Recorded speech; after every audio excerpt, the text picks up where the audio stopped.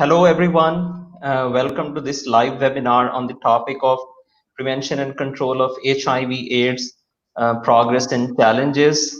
This webinar is presented to you by the Infection Prevention and Control Foundation and the Health Services Academy, Islamabad. This webinar is going live on the Facebook, Instagram, and YouTube pages of the Infection Prevention and Control Foundation and our media partners. This webinar is part of our Help Save Lives series and is in accordance with the World's AIDS Day, which is celebrated on December 1st. I am one of the hosts. My name is Dr. Umair Haider. I am the Chief Operating Officer at the Infection Prevention and Control Foundation. And my co-host is Dr. Umar Farooq, who has joined us from USA. He is the Associate Chief Medical Officer at Hershey Medical Center, Penn State University. He is also the Vice Chairman of the Infection Prevention and Control Foundation. We are also joined by Dr. Shahzad Ali Khan, who is the Head of Department of Public Health at Health Services Academy, Islamabad.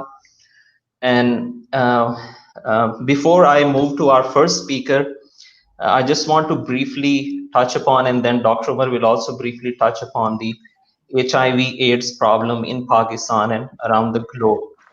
So Pakistan, if we look at the statistics, the data tells us that the problem of HIV/AIDS has become sort of an epidemic in Pakistan. We are dealing with one epidemic right now, and that is COVID-19. But at the same time, these are our chronic problems that exist before COVID-19 came into Pakistan. And with this infamous incident that happened, I think around a year ago in Larkana, Sindh, where a pediatrician was involved in spreading HIV/AIDS to the children of those villages, we are now in the international news as well. So we have invited eminent speakers from both public sector and private sector to really give the to get the idea that what the progress that we have made so far and what are the challenges ahead for us. With that, I'll move this discussion to Dr. Umar Farooq. Dr. Umar Farooq, if you want to add something to it, and then we'll move to our first speaker. Thank you, Dr. Haider. I will not take much of a time. I'm sure people are waiting for our expert speaker to talk. Few words. Out of 38 million people who are involved with this deadly disease, 1.2 are in USA. Even in USA, 1 in 7 people do not know that they have HIV or AIDS. So it's not that testing and access to care is very readily available globally. It's also, a challenge in the developed world as well. So imagine 1 in 7 people in USA, they even do not know that they have HIV/AIDS. So I personally feel that all the statistics we know in the developing world is tip of the iceberg. So we have a lot of more work to do. Without any further ado, imagine this is a treatable condition now. When I was in medical school, HIV and related conditions, this was not manageable properly or treatable. Now we have patients who achieve cure. So I think it would be very important for us to talk about this, learn more from the experts, and see what we can do in Pakistan. Because I always say, think global, act local. We can learn from global experience, but the most important piece of it is how we can learn from the global experience and apply in Pakistan, because sometimes what works in global space does not work in Pakistan. So we have to kind of learn from those things, but come up with our own creative ideas, our own creative methodology, our own creative application in the country, in the Pakistan. And that's where the experts in field, on ground in Pakistan, their word is way more important and way more valuable than somebody else presenting the statistics. So I would request our first speaker to probably start at this point. Before that, I would ask Dr. Haider, please introduce all the speakers. Okay, so thank you so much, Dr. Umar. With this, we move to our first guest speaker, Dr. Aisha Ihsani Majid.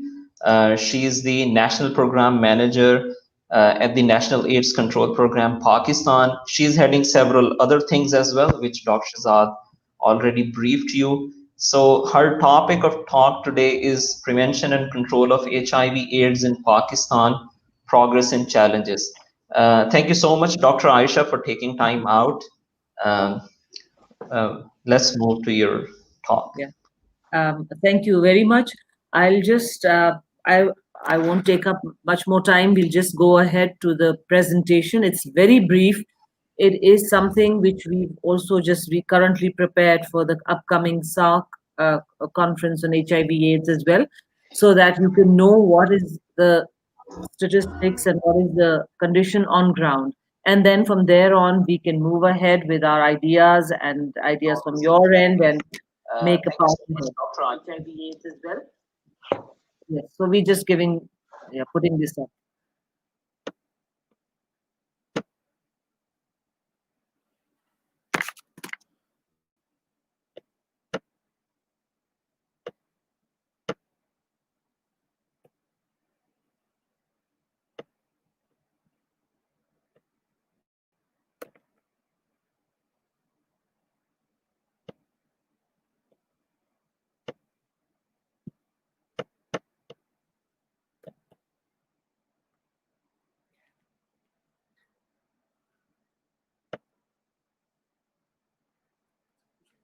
Okay, can you all see the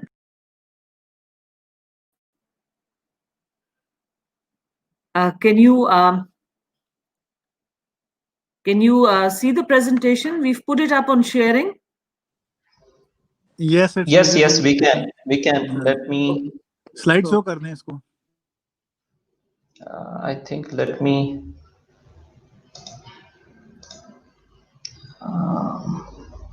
Okay, so I'd just like to start off with the epidemic overview. So HIV/AIDS is one of the fastest growing epidemics in the 18. The HIV epidemic is concentrated mainly in key populations in our country, with greater than 5% prevalence in PWIDs, MSMs, and TGs in the transgender. So the estimated PLHIV, so people living with HIV in Pakistan, is 1,90,000. The annual new infections is 25,000. Annual AIDS-related deaths are 6,800. Now, what we're seeing, and it is very scary now. So what is happening is we're seeing increasing prevalence of truckers, prisoners, immigrants, minors, and bridging populations over the years. And this is a big lot which is kind of been ignored really, because there was so much focus only on key population, but there is a big hidden impact here. Sporadic outbreaks attributed to iatrogenic spread and poor infection control practices is also a big thing. As you mentioned, the Ratodero incident. So it is not this one, that was a huge mega outbreak which got reported and got so much media. But even in the smaller institutes, you see, and you see clusters in communities where there is this sort of an iatrogenic, there is a quack there and he's using used needles, and you're getting this a cluster of HIV/AIDS. So that is in itself is another big scary scenario which is developing very fast in our country. So just to educate and walk you through the geographical presence the program has, the National AIDS Program has. So we've got 47 ART centers where we give antiretroviral therapy, and there are 17 CBOs. So that's the community-based organizations for the key populations.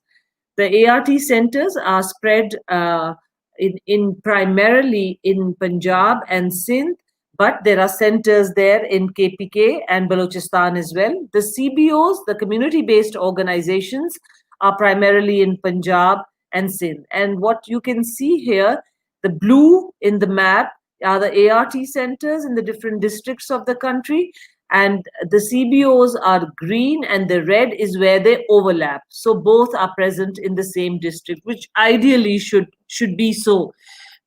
What we plan on doing going ahead from here is that our next grant, we are in grant making now. We've gotten a new commitment by our partners, and we are in the process of expanding and strengthening our ART centers. Our aim is at the end of the day to cover all districts of Pakistan, of course, population-wise and the prevalence-wise as of the disease. It has to be a phased-out phenomena because of the costs and the HR and the other situations. So the government of Pakistan in this aspect is also adding on. At the moment, the Global Fund is the main donor, which is funding HIV/AIDS, TB, and malaria in the country. But the government has now given a commitment to the fund that we are going to do a matching grant to the fund and then make a sustainable way ahead in Pakistan and not be just donor dependent. Similarly, for the CBOs also, there is an extension. So for the ART centers, in the next 3 years of grant, we aim at 102 centers, and for the CBOs, for 52 CBOs. So like the program indicator achievements. So this is from Jan to September 2020. So this has been shared with the fund as well. So you see, so the treatment indicators, the percentage of adults and children currently receiving antiretroviral therapy amongst people living with HIV. So the target was 31,811 committed to the fund. What was achieved was 24,290. The percentage was 76.25. Of course, all the targets in this year were affected by the COVID-19 pandemic, as you can see in the comments. Then the percentage of PWIDs living with HIV currently receiving antiretroviral. So the target was 10,750. We achieved 8,588 and a 61.28% coverage. So PWID is the intravenous drug abusers.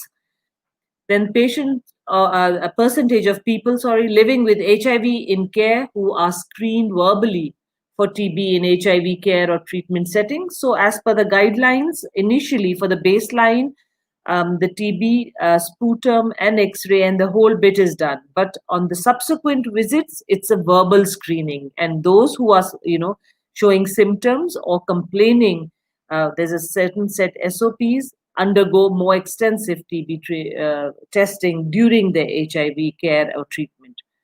So the figure was 31,811. So we achieved 24,290 and reached a target of 76.25. So all people living with HIV are verbally accessed for TB. Percentage of HMIS or other routine reporting units, both in the ART centers and by our subrecipients, submitting timely reports according to national guidelines. So the target was 48 ART centers. We've achieved the target of 47. One of them, the 48th, is Mirpur Khas in Sindh, is going to start it from next week. However, because it hasn't started at the moment, so we are showing it as 47, a 96.22. So there is a problem of delayed reporting from Punjab, which is so odd because they're actually supposedly the best and efficient because they've got, since the devolution, there are problems with the provinces, especially with Punjab, because they're not reporting through the national HIV/AIDS MIS, and they send in hard copies, which has limited information. So we have talks. We've got the program managers conference coming up. I just took over 2 months ago. So I've taken the initiative of getting the provincial managers on board and actually reaching out to them instead of waiting for them to reach out to me, because that is the only way ahead. That's a bit of a glitch, but we've got the data which we've showed you. Let's see the prevention indicators. So the percentage of men who have sex with men reached with HIV prevention program. So the target was 38,664. We achieved 25,528, which was a 66% coverage. Then percentage of men who have sex with men reached with HIV program and know their status. So this target, which means that they got tested, 15,931, and then achieved was 15,561 and 50%. Percentage of transgenders reached with the HIV prevention program, this 10,673, and we achieved 8,212, which is 77%. And then the percentage of TG similarly with HIV who know their status, 8,611 was the target, and we achieved 6,128, 71%. Percentage of female sex workers reached with the HIV prevention program is 6,731, and we reached 6,307, which is 94%. And then similarly, a percentage of female reaching prevention who know their status, that is 5,387, and we achieved 4,496 and 83%. So what were our experiences and innovations? And this is, I'm talking about the grant, which is the past 2.5, 3 years nearly. So based on epidemiological evidences, the survey, the IBBS survey was done in 2016-17. It is based on the Asian epidemic modeling system. So we started treatment for all. So that old guideline of CD4 being the criteria for whether to start or not to start was done away with, treatment for all. Then community-based prevention programming was the new innovation which was done. And this was based on this epidemiological modeling, which showed that the key populations were the ones which were done. So this was 16-17.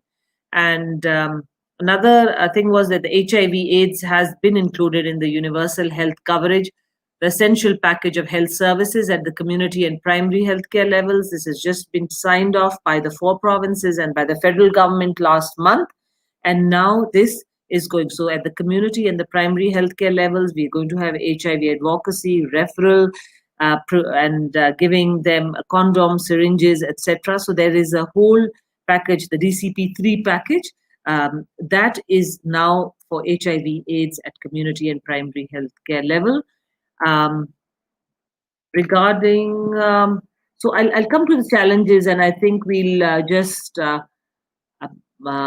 stigma and discrimination, as you all know, it's there worldwide. Here it's even more so with our cultural, religious constraints, etc. Nobody. So we're trying to overcome this stigma, discrimination. Okay, we've got the ART centers, but what I feel and what I've told the program, that people who do not belong to key populations, for example, and who are part of a general population, why should they not have this facility at a hospital level? Or why going to an ART center, though efficient, kind of stigmatizes you. People from the community see you going to a certain place, and then that you're having that disease. So this is what the universal health package is aiming at, and we are inshallah going to start these endeavors in tertiary care, starting off with tertiary care and things like that. So people don't have to only go to certain centers. We've got difficult to reach populations, as you see. The key populations, very difficult to reach. It's a very shy introvert lot, and they get so much ostracization there. With difficulty, the transgenders have now gotten their ID cards and their laws and legal. So the legal stipulations and the laws in our country are very strict. And so it is very difficult to get their confidence and reach out to them. The limited scale of programming, geographical and population-wise, the same sort of thing. Funding, of course, with the resource limitation, it's a donor-funded program. And however, the government is now initiating spending. Absence of fresh epidemiological evidence. For me, actually, this was very important. I think after stigma discrimination, I would term it as one of the most important. So you just saw the survey was 2016 and 2017, and the census in Pakistan took place in 2017, which just shows that we did not have the mechanism at hand to pinpoint the populations, the housewives. So now with the new things, the first thing I think with the PC1 in place, we're going to do is that have an IBBS survey, which is not going to be restricted to few districts. We're going to try and cover all the districts of the country. And there's a GPRS system with the new census. There's household numbers, there's the transgenders separately. It's a separate column. They've gone and they've documented all that. So we will have a ground reality, not just modeled figures, which I am not a big fan of modeling. I feel that things should be realistic on ground. So we need the on ground data actually to really make the program viable, sustainable, and move ahead. And of course, the political and socio-cultural determinants, which will take time to change with laws and all diluting the punishments, etc., related to these key populations. What are the government initiatives amid the COVID-19 pandemic? A thing of much discussion at all global forums. So a national action plan was made. There was a COVID-19 committee headed by senior advisor to Prime Minister on Health and is closely monitoring the COVID-19 situation. As you all see, the NCOC, there are dashboards, helplines. There's technical and formative guidance for handling COVID-19 pandemic, which includes guidelines, SOPs, COVID-19 information, education, recommendations, public health advisories. So what were the specific HIV initiatives? So COVID-19 contingency plan was developed. So revised protocols for service delivery with minimum basic staffing and smart outreach. HIV treatment protocols were adapted to the situation to ensure treatment adhering. So the main thing which was done was multi-month dispensing. So instead of every month, so a 3-monthly multi-month dispensing was enabled. Emergency response cell with 24/7 helplines established for assisting key populations in need of services and providing treatment access to PL-HIV. Of course, PPEs to all frontline service providers, living and social support to PL-HIV. So there is a component, literally food and food packages and their treatment packages were given, and this is all on record. So a courier service was the Leopard courier service was hired, and all of that thing is documented and on record. And of course, close coordination with all partners, communities, and relevant stakeholders. Thank you. That's about it, and that's the way ahead for the government. We do realize the challenges, but I think with all of you out there and the UN agencies here and the researchers, the agents, and the government's will, the most important thing, we will move ahead. So over from my side, thank you very much. Over for any questions, please. Okay, thank you so much, Dr. Aisha. I think we'll move towards the question answer session now. First of all, Dr. Shahzad, do you have any questions for Dr. Aisha? And then we'll move to Dr. Rana Jawad Asghar and Dr. Umar, and then we'll move to the next presentation. I think, thank you very much, Umair. It was very crisp and very nice presentation by Aisha, and I'm very happy and pleased that she just, I think, less than 2 months she had been in that office, and she was talking like an HIV specialist. So we have a very good leader in that place, and I don't want to.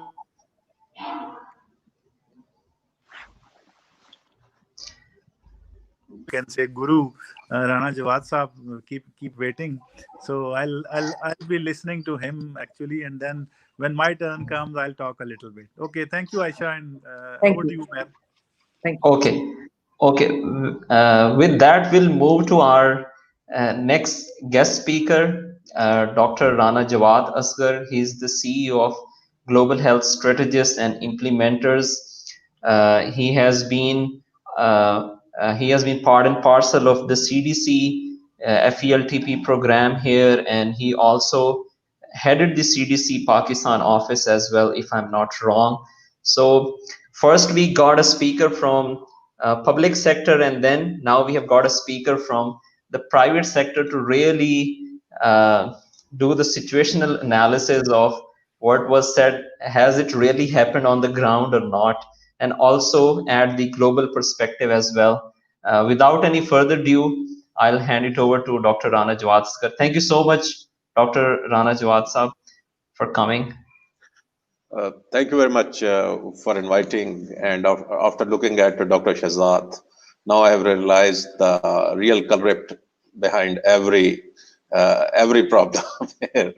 So my player, and I also want to congratulate Dr. Aisha and offer her best wishes. She has, she told me she has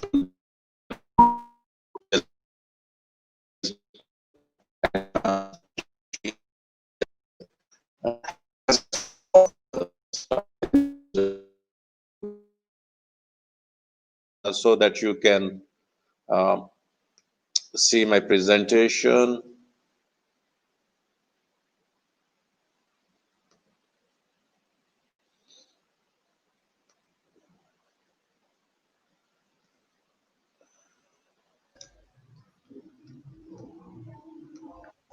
Sir, please share your presentation. I think it has Yes. not been shared. Okay, just 1 second. So it says,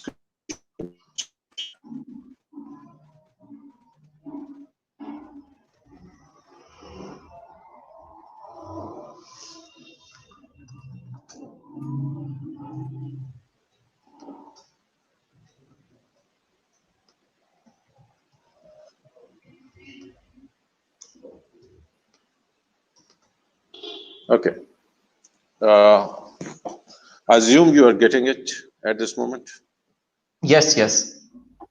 Yes.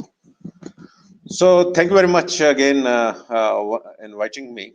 And Dr. Aisha has given you a lot of numbers, and I'm sure others are going to give you numbers.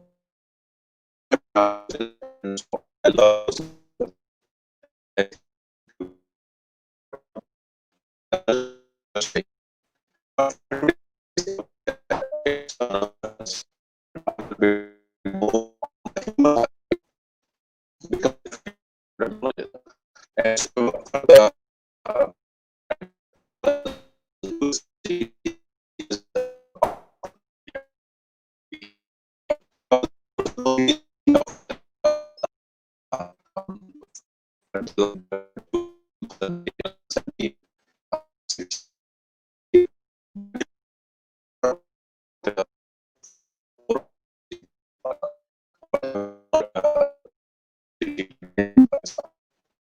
so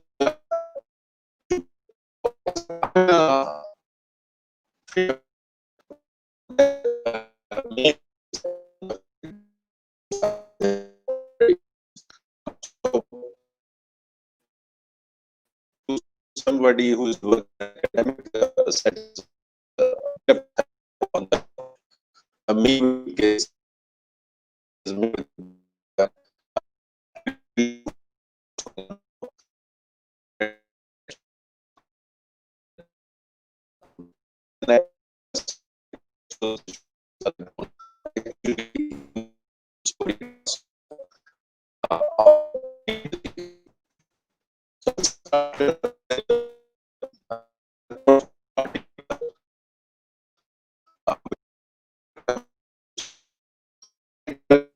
to be honest,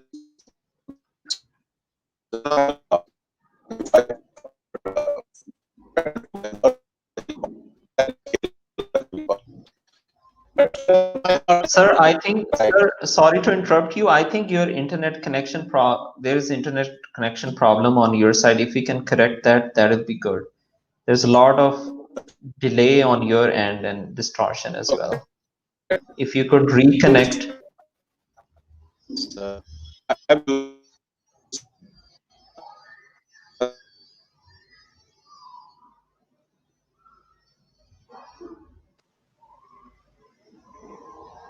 can you hear me now? Hello? Yes, yes. Now it's better, but past 3 to 5 minutes were really distorting.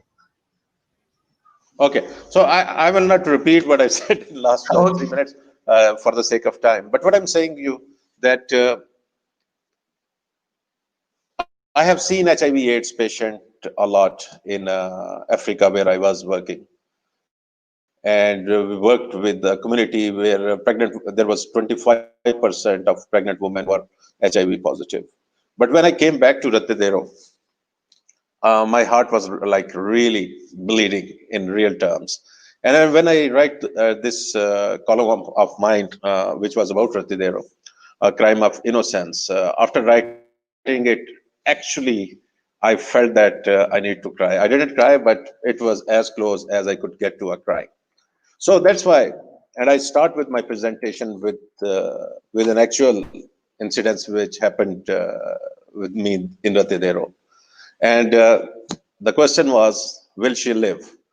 This three-word question of a mother cut my heart from inside. I was looking at a young girl playing in a dusty village close to Ratidero. I knew I would be asked the same question by every parent I would meet of the 1,000 innocent children diagnosed with HIV recently. God willing, I said, knowing well that for every 1,000 children born in Pakistan, nearly 75 will not see their fifth birthday. This is the largest outbreak of HIV in children across the world where the infection was not passed on from their mothers. They fell victim to unsafe injections and infection control practices. I will come back to it, but let's look at the numbers. At this moment, there are more than 75 million people who have become infected since the start of HIV epidemic back in 80s. Currently, 38 billion people globally are living with HIV.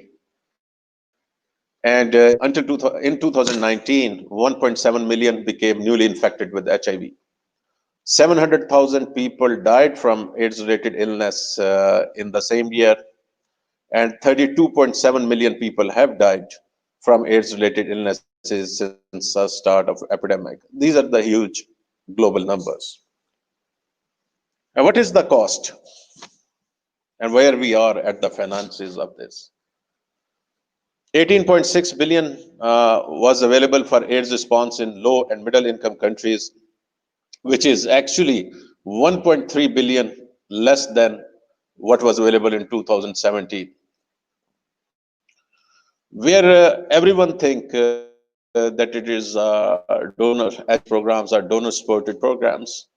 57% of total resources of HIV in low and middle income countries in 2019 were from domestic sources.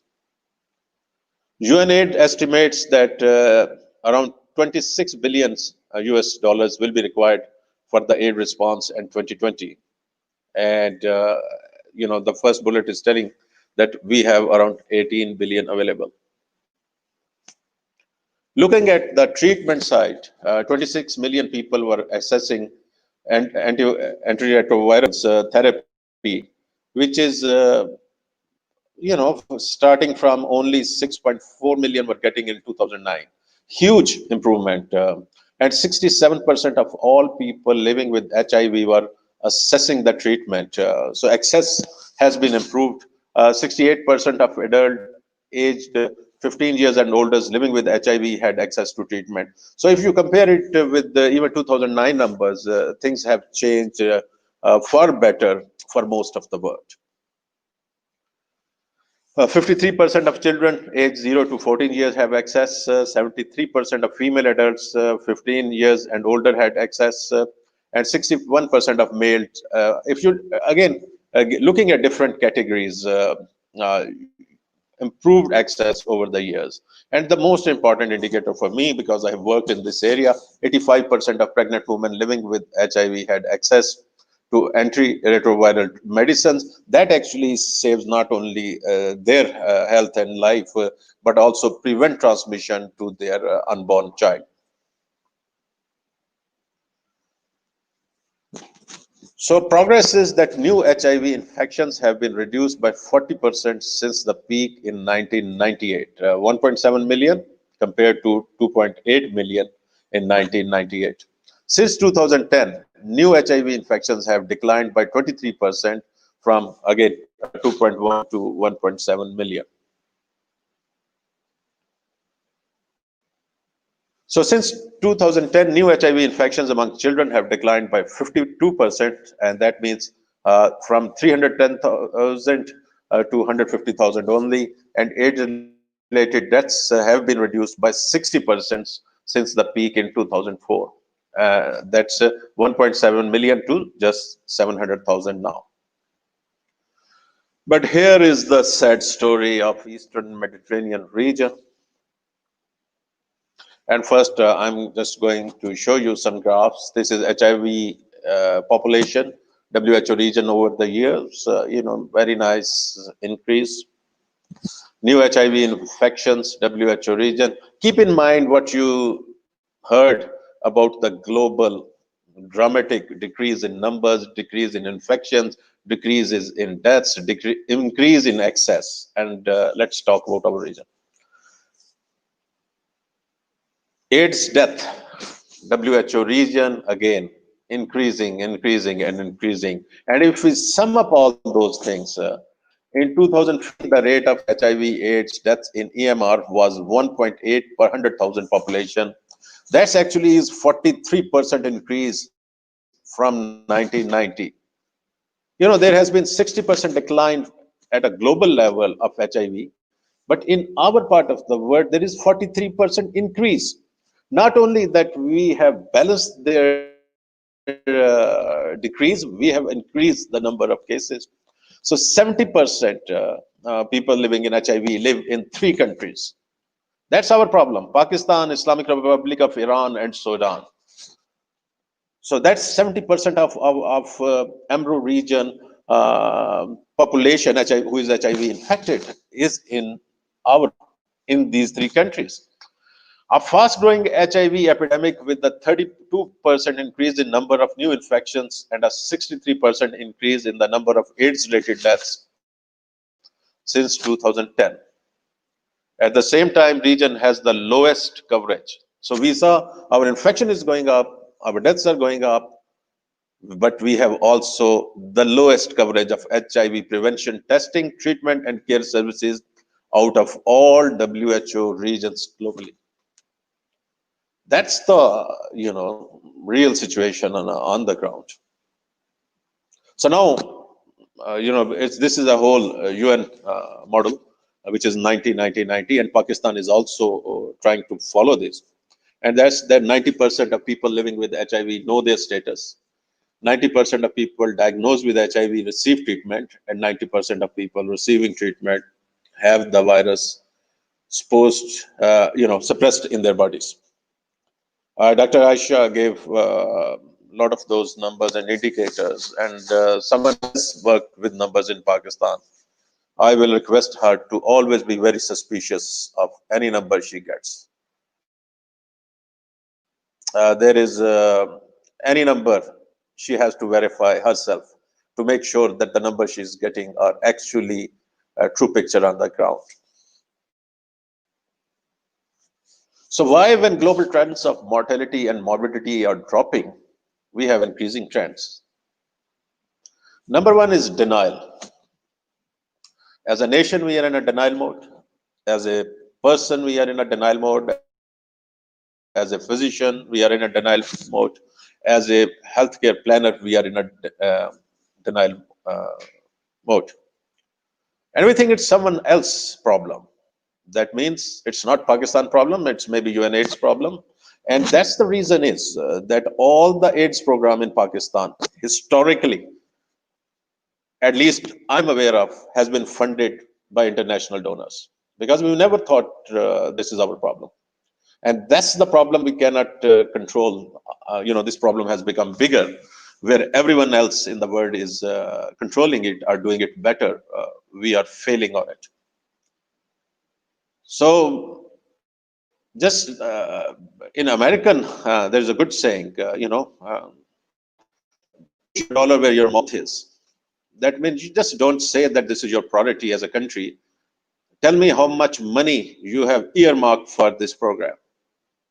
If you can't give me an exact dollar figure, then I will not buy this claim by anyone that this is a government of Pakistan priority. It's not, I'm sorry. And, I have also talked that we also think it's not our problem. It's not me. We are rich. We are, healthy. And it may be problem of, transgender community or people who take those illegal drugs. But remember this thing. When any infection spreads in the community at a certain level, then nobody is safe. No one, even who is living in Islamabad and going to a nice place, a nice hospital, because the infection control practices in our country are at a very low level. So if the infection is spreading outside those high risk groups, there's a good chance that with no fault of your own, you may get this infection. And I will give you a glimpse of that. And then the shame, stigma, shame, whatever you can call. This is a global phenomenon, and we have so. And overall, our leadership, and I'm talking about the political or country leaderships, general ignorance about how health issues impact national economy. Because resource allocation for health is done like zakat money or something, charity money. Okay, let's give that amount of money to the health sector. But they do not realize that underfunding health actually creates loss at the national economy level. I don't want to, this is not the right forum to discuss that what has been now proven, which has been documented, that which areas of health, if you underfund it, can discuss it sometime later. So in the end, I want to remind everyone the Jalalpur Jatta outbreak of HIV in 2009. It's the largest identified HIV outbreak in Pakistan until that time. And I was a new, I was setting up a new program in Pakistan at that time, coming from Atlanta, which was FELTP, and this task was given to us to investigate this outbreak. And and after 3 weeks of extensive investigation, alarming thing was then when we figured it out that this was not an outbreak, but an endemic situation. And this was part of our 3 alarming conclusions. And we said, this is not an outbreak. So you have a long-term problem because transmission of infection was spread over more than a decade. This we proved by genotype analysis. First time, significant number of HIV infected children were documented in Pakistan. This was the first time that in any outbreak setting, you find so many kids. The total number was still small, but even at that number was never identified before. And we also concluded that spillage of the HIV infection from high-risk group to the general population was very clear, and we documented it. That paper was published. I raised this issue to every decision maker I could see, and I was seeing at a very higher level. But pretty much, I'm not sure if any substantial work was done, because when you think about Ratadero, think about Jalalpur Jatta, where it was documented first time 10 years earlier than Ratadero.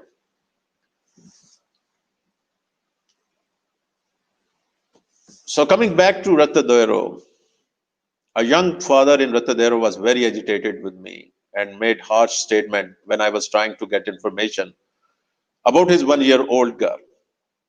He was really angry. So my colleagues wanted to respond, but I told them not to do so. I told the young father that yes, my profession has failed him. Our health system failed him. But we are now trying to save other parents from a similar situation. My question to the nation and everyone here is, are we? With this, I thank you for your time and open up for any questions you may have.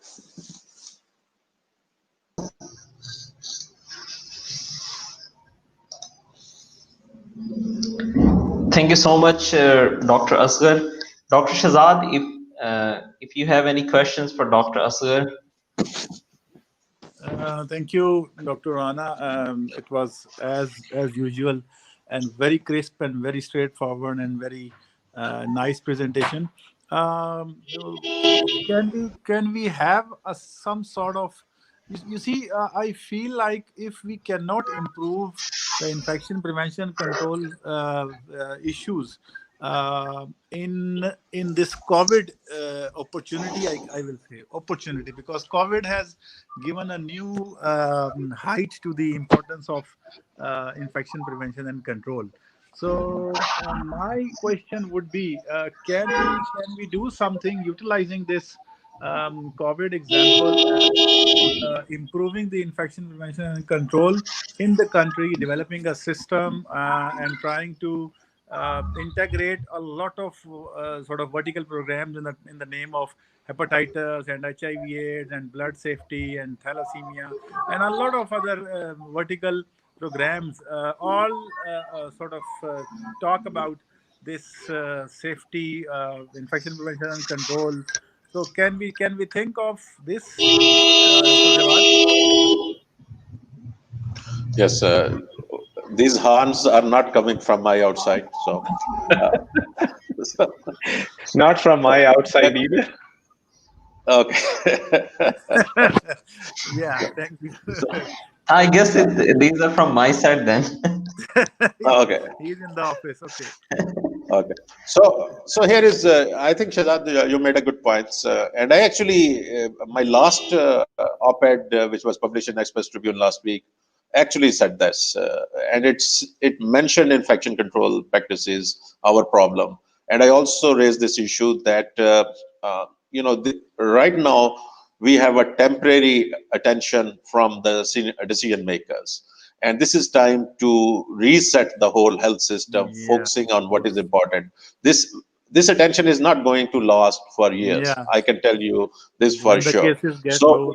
So yes, so the problem which I have seen and experienced in Pakistan is when in 2014 people were worried about Ebola, that the decision makers here, or at least the Ministry of Health, they don't want to talk anything else, and they said just talk about Ebola.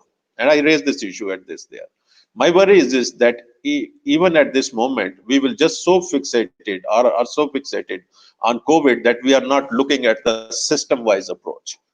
This should not be COVID. Should not be single what you call single use service or single use improvement in services. We should think about holistically and plan everything, because COVID will go away, but new viruses, new bacteria will keep coming. So we need to set up our health system in a way that it can identify and contain those new threats, and also defend its main structure.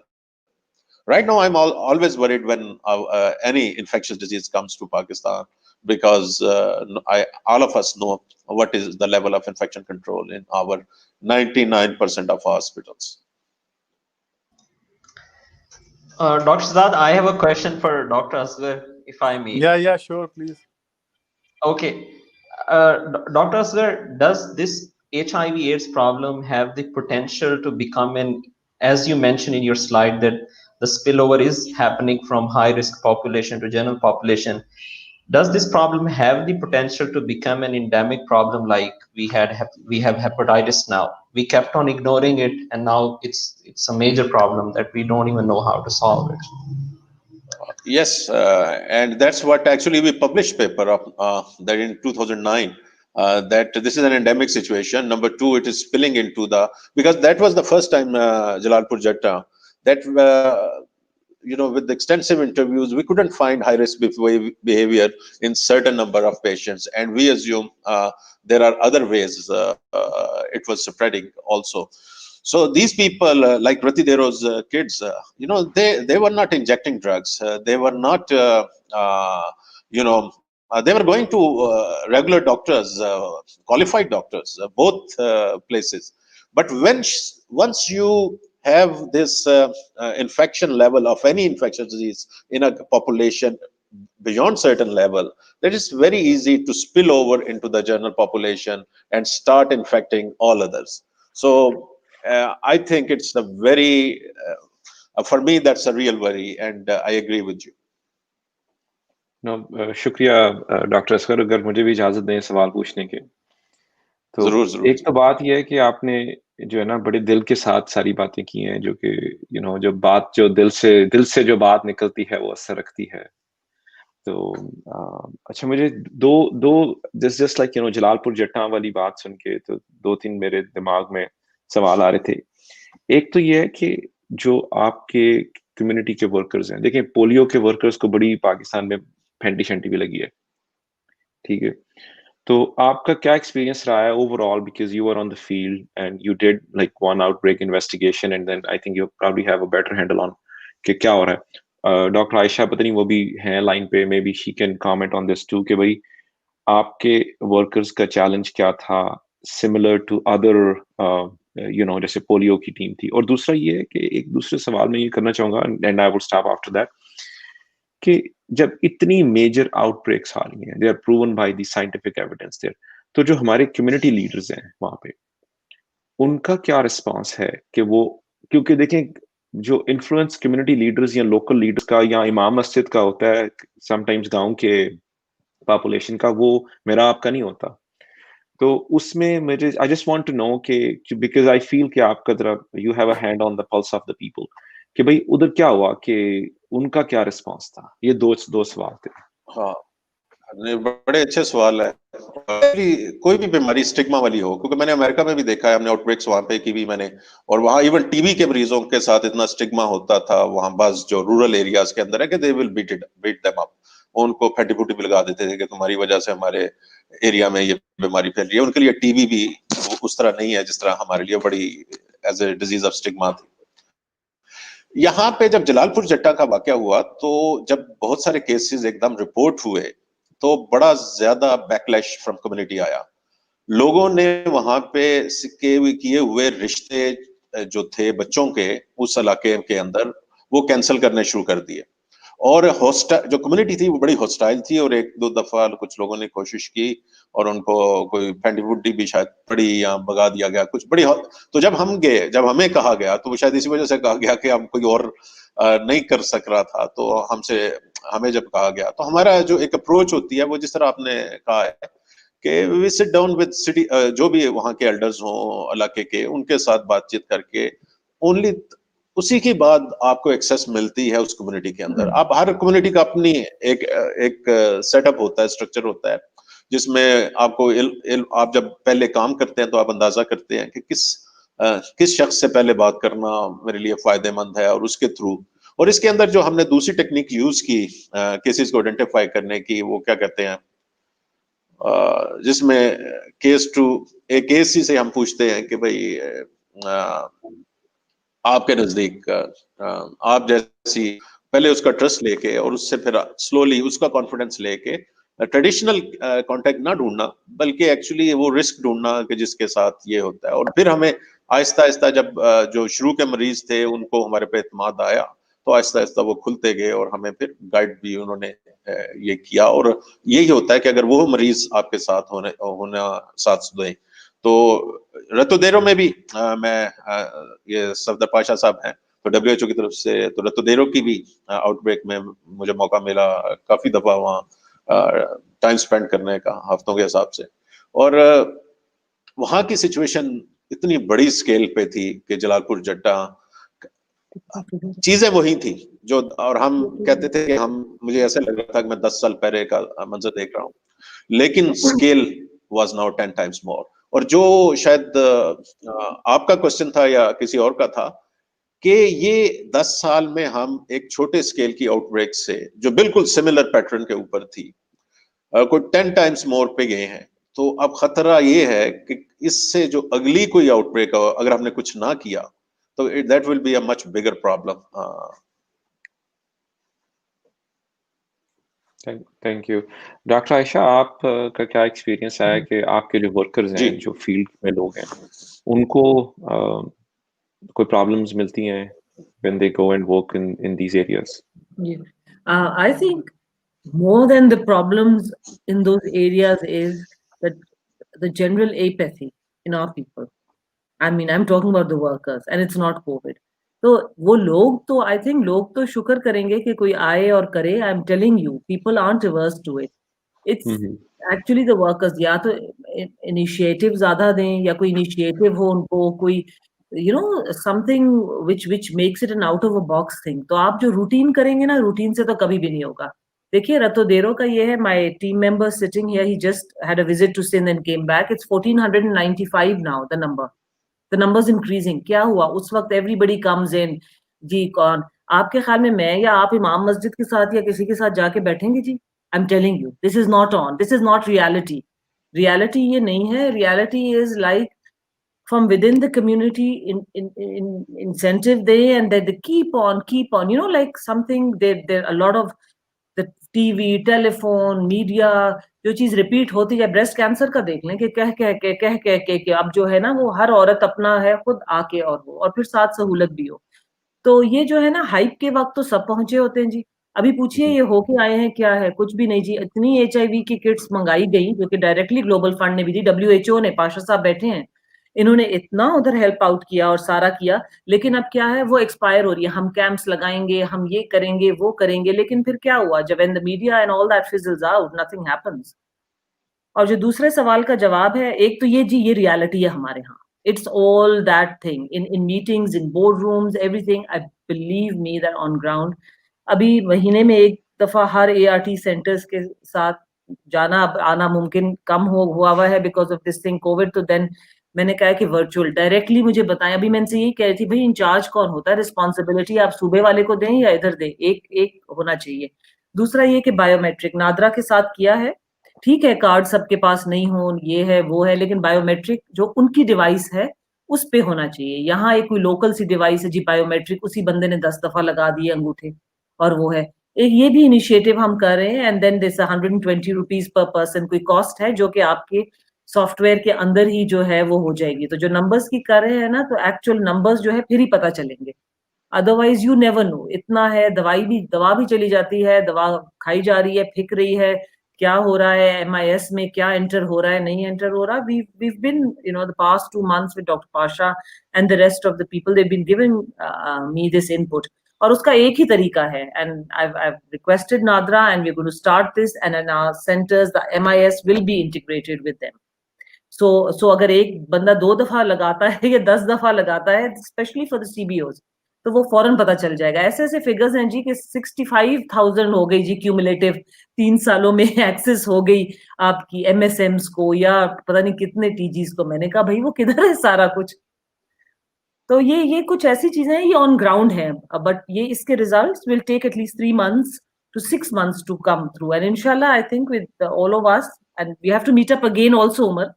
ये भी कहना है, हमारा भी one time नहीं होना चाहिए कि वेबिनार है तो बस ये हुआ और बस उसके बाद ना मिले. तो I think we make a timeline for all of us as well कि देखें 3 months. And you ask me, then yes I agree कि आपने नादरा का कहा, आपने किया कि नहीं किया? आपने once a month virtual meeting ART centre के इंचार्ज से की, आप कर रही हैं कि नहीं कर रही? कोई फर्क पड़ा कि नहीं? अभी मैं रिपोर्ट ही देख रही हूँ, सिंध की ART फाइल्स नहीं है क्योंकि सिंध के मेन वेयर हाउस से वहां तक नहीं पहुंची. देखिए ये तो असलियत है सारी.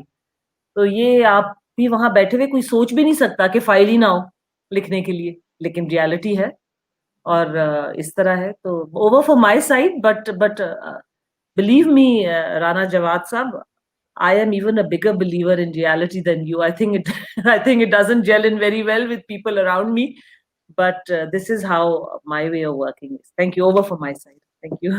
No, thank you. I think ये leadership की जो conviction है, ये इसका बड़ा रोल है.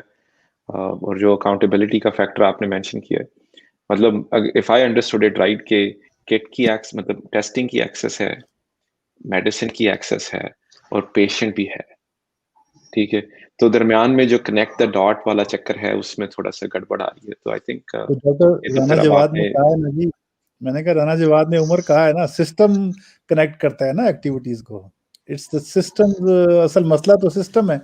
डॉक्टर आयशा भी यही कह रही हैं कि सारा कुछ अगर मैंने करना है, सिस्टम नहीं है, तो ये करती रहेंगी जब तक उस वक्त तक ठीक होगा. जिस वक्त लीडर अगर खुद पीछे हट जाएगा, सिस्टम तो है ही नहीं, इंडिविजुअल बेस्ड है ना अभी. सो वी नीड टू, ये कोविड का ही फायदा है कि हम सिस्टम्स बना लें, बनाने दिए जाएं और हम बना लें. ठीक है ना? I think we should not keep Pasha Saab waiting. इनका भी Umair, over to you. Sorry. Okay. Thank you so much, Dr. Asghar. Thank you so much, Dr. Aisha, for participating in the QA session. Okay, we'll move to our third talk and third guest speaker, Dr. Safdar Kamal Pasha. He's the National Professional Officer. I think if we can keep all of our mics mute, that will be better. I'm hearing. Okay, thank you so much. Bismillah Rahmanir Rahim. So just allow me a few seconds so that I can share my screen.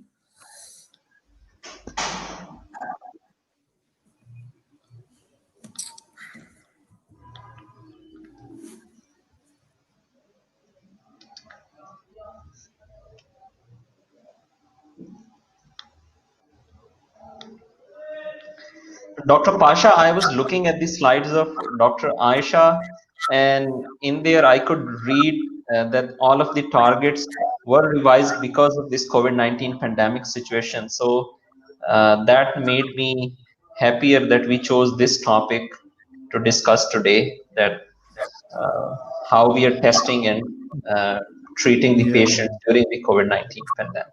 Okay, I'll be talking about it, but I am having some problem. Yeah, I hope you can see my screen now. Dr. Pasha, you'll have to, yes, now we can see now. Okay, thank you very much. So I'll be talking about access to testing and treatment for HIV/AIDS during COVID-19 pandemic. So the outline of my presentation would be as follows. I'll be talking a bit about epidemiological trend. I know Dr. Aisha has spoken about it, so I'll give you my perspective on that. Then HIV, I'll be talking exclusively about HIV testing and treatment services and the impact of COVID-19 emergency on the testing and treatment. The associated factors with the low testing and treatment coverage that we have, and that has eventuated because of this COVID emergency. Then what WHO did during this COVID emergency, and we did a contingency planning during COVID emergency with the Ministry of National Health Services. Then in the end, I'll make some recommendations and conclusion for that. Just to give you a snapshot of HIV situation, we have a fast growing HIV epidemic, which is mainly driven by key population groups. Over the period of time, it diversifying with more key population group involved. There are early signs of its spillover to the general population with sporadic attack of HIV outbreak from different part of the country. We have, by and large, low prevention and treatment coverage with high iteration loss to follow-up rates. This is, in fact, supplemented with the prevailing stigma and discrimination. By and large, the HIV response in the country is heavily dependent, donor dependent, and HIV is probably not getting the priority that it should have been getting in the communicable disease. So for HIV prevalence and epidemiological trend, if you look at the regional situation, Dr. Rana has talked about the global situation, and if I give you the regional situation in the Asia Pacific region, so the number of new infection in 3 countries like Pakistan, Philippines, and Malaysia has increased from, if you take into a time period from 2010 to 2017. So in Pakistan, there is 45% increase in number of new infection in this time period. But if we take the time period for last 10 years, from 2010 to 2020, there is a 75% rise in number of new infections. So we are among the 3 countries together with Malaysia and Philippines in Asia Pacific regions where the number of new infection over the period of time is increasing. This is the estimated numbers, estimated people living with HIV. We have around 190,000 people estimated to be living with HIV. The estimated HIV incidence is 0.11. The estimated HIV prevalence in the general population is 0.1%. So the estimated number of new infection per year, which is of course gradually increasing over the period of time for 2019. So in 2020, around 25,000 new infections were added. So the estimated AIDS-related deaths for 6,800. This is I have in fact divided this the graph into 3 parts.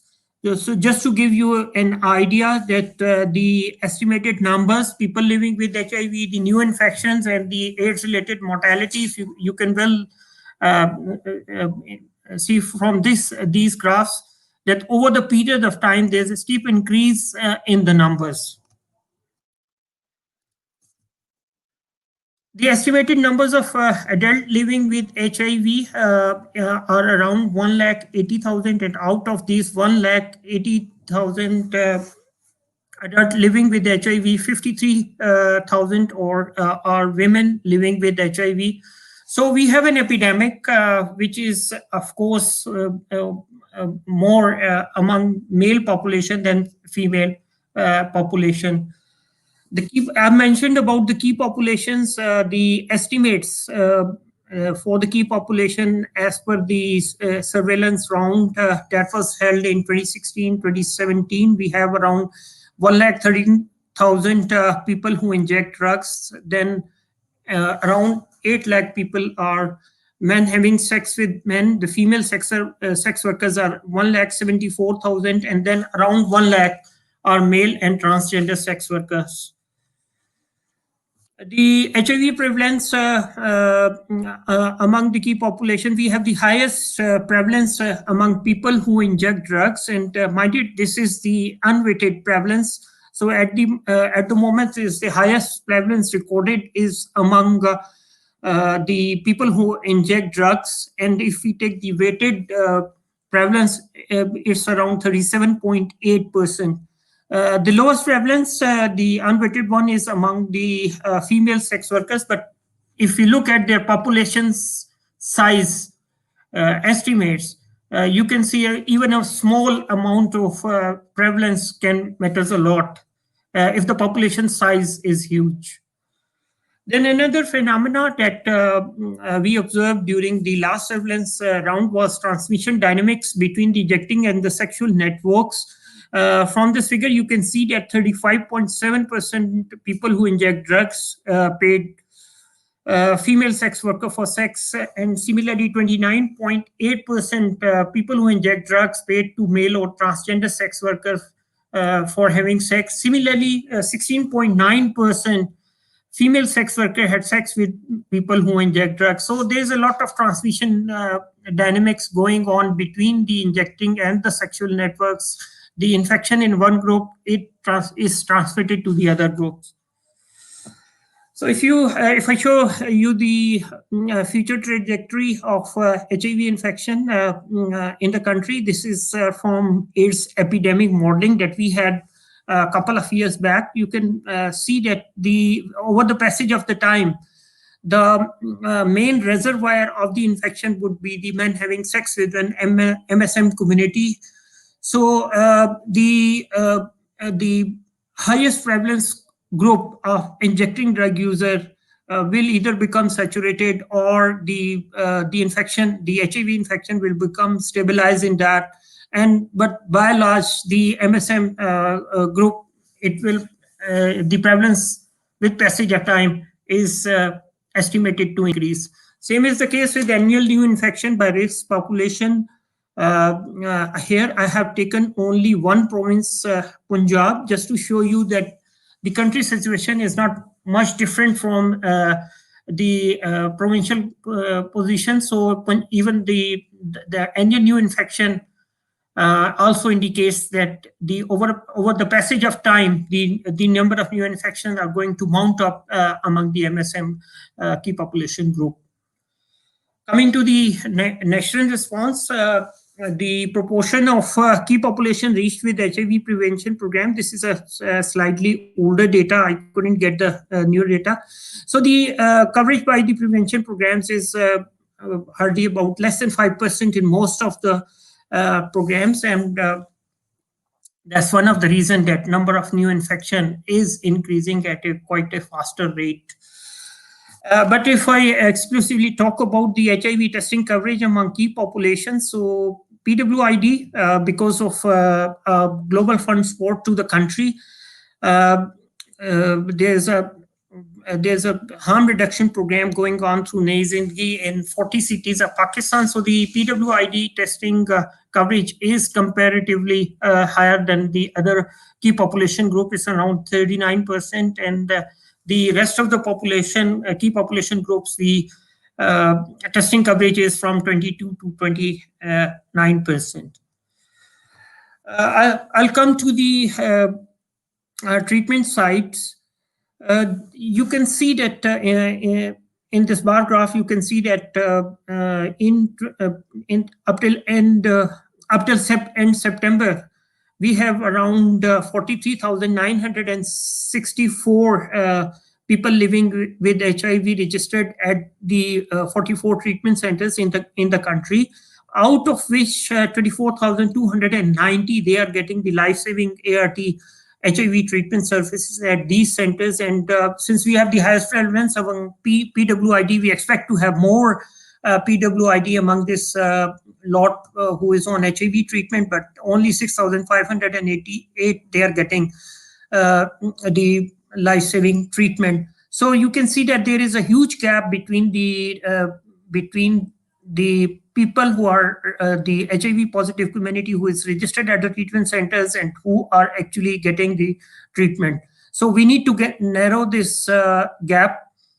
The country has already adopted the test and treat strategy, which is that once a case is confirmed HIV positive, the treatment should start immediately. But even with this test and treat strategy, still we have a lot of people who are still not on treatment or waiting treatment.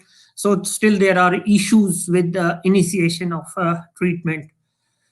So as just mentioned, 190,000 estimated people living with HIV, out of which 24,000 they are on treatment, which makes that is just 13% are getting the treatment, or our ART coverage is hovering around 13%, which is perhaps one of the lowest in the Asia Pacific region. Is just above Afghanistan, but in Afghanistan they have by large improved a lot. So Pakistan is facing a lot of issues in initiation of ART among the identified clients. Just to share with you the HIV treatment cascade for 2019, 22,947, though we claim these people are on ART, still we have issues with high attrition, loss to follow-up, poor patient monitoring, and ART adherence. If you look at the numbers who have been tested for viral load is for less than all those who are treatment, they should be at least tested twice a year for viral load. And our ultimate aim for the HIV treatment is to get them virally expressed. So we have very few numbers who are actually virally expressed. Coming to 90 target, the global target for HIV. In fact, these targets were for up to 2020. Now, UNAIDS WHO has revised this target to 95. Dr. Rana Javed mentioned about it. So the 90% people, they should know their status, out of which 90%, which makes it around 81%, they should be on treatment. And 90% of which is 73%, they should be widely expressed. as a result of the treatment. But in Pakistan, if you look at the lower bar, so you can well imagine that only 21% they know their status, only 12% are on treatment. So we have negligible, in fact, PLHIV who are on ART, and those are widely expressed. Coming to HIV testing and treatment during COVID pandemic, so we did a WHO regional office did a qualitative assessment with the provincial AIDS control program and the common management unit just to see how the services, how the preventive and the curative and treatment services for HIV are going on during the COVID emergency. By and large, HIV testing for key population, facility-based HIV testing services, and ART services, they were reported to be operational without major disruption. But when we collected the data to see the impact of COVID-19 on HIV testing services, we realized that there was a significant drop in tests during Q1 and Q2 of 2020 when we compared it with the same period for 2019. But increase in number of tests was reported in Q2 for 2020 when compared to Q1 2020. You can see it from the table on the right side of the screen. So dropout 70% was reported in number of cases identified in Q2 compared to Q1, mainly due to March and May 2020. Same you can see in the bar graph on the right side. When it comes to the impact on the diagnosis, the number of cases diagnosed till June is only 1/3 of what has been reported in 2019 drop. So there was a drop by 60% in number of the cases diagnosed during the same period in 2019. So you can also see it on in the bar graph on the right side. Linkage to care and initiation. So during the first 6 months of 2020, around 44 PLHIV during Q1 and Q2, they were started with treatment, and after being linked, total of 3,168 were lost from care between Jan and June. So we have 3,844 people who were initiated treatment, but down the road we lost 368 people. So I mean the net increase in the number of people on ART was around 520. Cumulatively, 45% of those aware of their status are either lost from care or not linked at all. So you can also see it from the graphs on the right side. So PLHIV on ART, our ART coverage, as I have mentioned, is around 12%. So over the period of time, there has been a steady increase from 8% in 2017 to 12% in 2019. Although Pakistan managed to initiate ART in 3,844 clients, but 3,168 they were lost to follow up. So overall effect of increase on ART is coverage to remain minimally above 12%. What are the factors that are associated with the modest HIV testing and treatment coverage? I have just explained there is low scale or scanty prevention and testing programs coverage, and basically is due to lack of the domestically funded PC1s. Our whole response in the country is heavily dependent on the foreign fundings, and only 30% of the required national resources to fund the interventions to meet target in National AIDS Strategic Plan for 2018, they were actually mobilized, and this includes both the domestic and the donor funding. Then not only the funding, that is funding availability is an issue, but also the quality of the program coverage for key populations is a big issue, as we have just mentioned about it. This has led to 57 to 75% increase in HIV incidence in the country. Then there are issues around treatment initiation, retention rates, and monitoring for key populations, and in general, PLHIV in the general populations, which are mostly the long distance travel, which the client has to travel a long distance to get to the treatment centers. Issues on baseline investigations, still the client has to pay for it. The timing of ART centers and patient retention mechanisms are barriers for treatment initiation. We have talked a lot about stigma and discrimination, but here I'd like to mention about the stigma and discrimination in healthcare setting, which is another barrier contributing to low coverage and excess of the client to the treatment services. At the moment, we don't have opioid substitution therapy OST program, as a result of which particularly the people who inject drugs, though they are initiated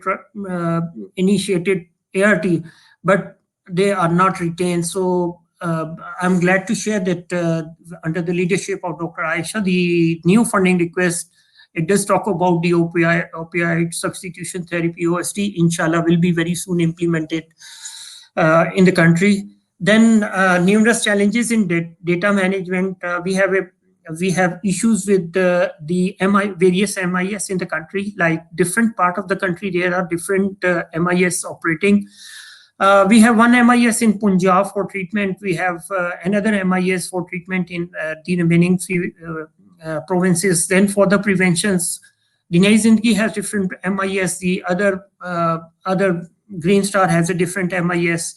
And the problem is that these software, they don't talk to each other. There is no interface or interconnection, so the data cannot be transmitted from one software to the other. One MIS doesn't talk to the other MIS.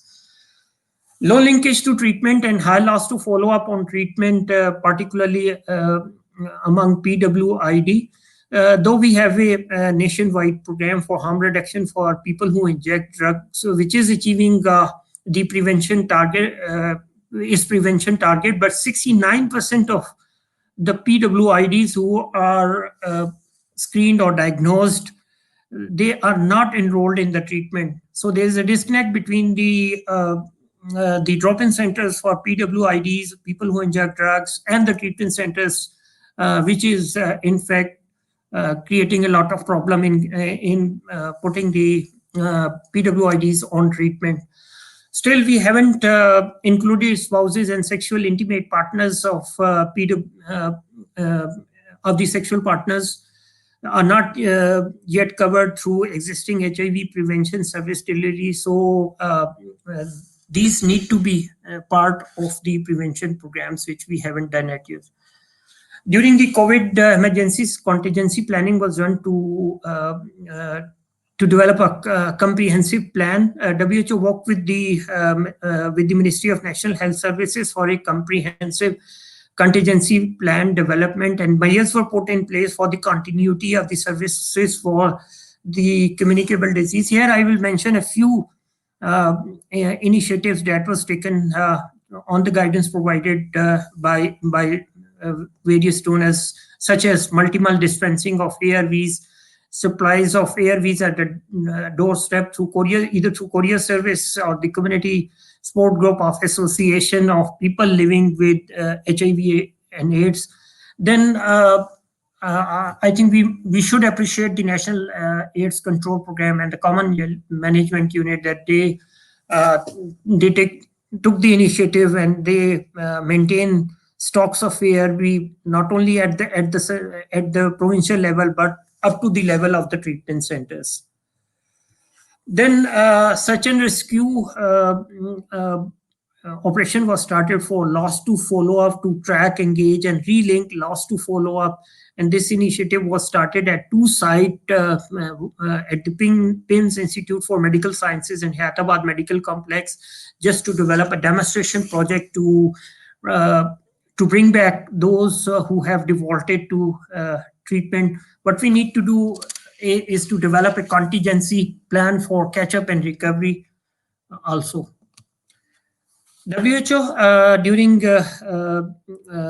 this period provided technical support for updating the consolidated guidelines for prevention and treatment in the country. So the guidelines are finalized now. We are in a process of dissemination of those guidelines. So hopefully with support of the Common Management Unit, these guidelines will be disseminated, and same uniform guidelines and same uniform regimen will be used all over the country.